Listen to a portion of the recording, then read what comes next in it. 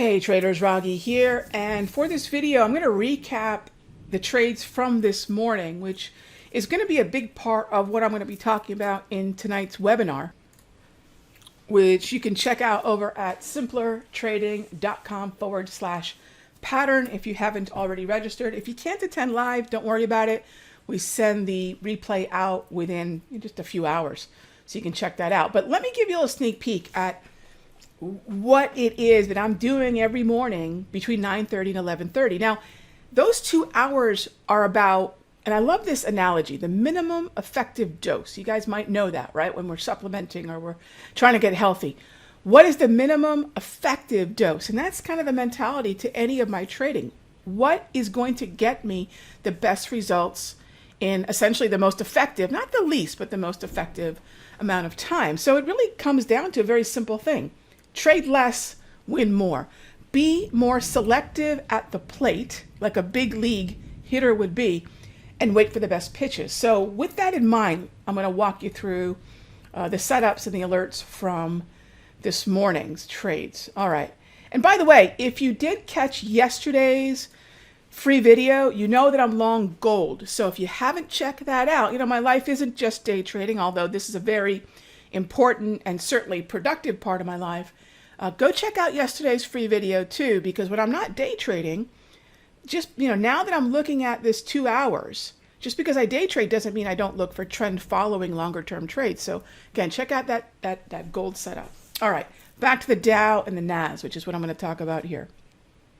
What we had was a classic move, and I'll tell you, I think I was not aggressive enough this morning, but what we had was a classic move from a specific kind of gap. And that gap tends to tempt traders to fade it right on the open.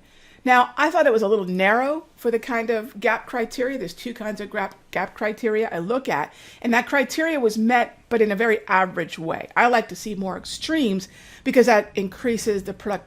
I think it increases the likelihood that we're going to see the fade, and it makes for a much more productive trade. All right, so what do we end up with? We ended up with opportunities to go ahead and try to get long DIA calls. And depending on how aggressively you're comfortable trading, I would say the DIA calls were your only, if any, setup today. I would not have played the YM today. I would have focused on the DIA calls, which just sort of emphasizes something.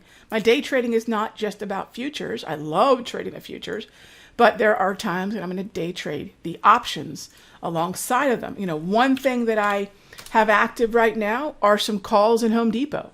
They may not look really interesting right now, but I'm looking at a longer term play to the long side in Home Depot. So it's really sort of a way in which to cast a wide net, meaning the indices, but still be able to look at some individual stories.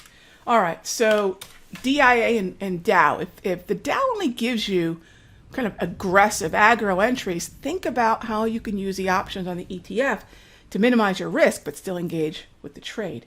All right, the NQ did come down and tag our entry, and because it met certain criteria, because it had broken certain thresholds of resistance by 11:30, by the 11:30 cutoff that I look for, because it had broken certain levels of resistance, we are able to then continue to look for more upside in the NQ. So this has already hit our first target at 11.4, and now I'm very actively looking for where our second target is. Now, I'm recording this right now at 5 minutes after 2 p.m. Eastern.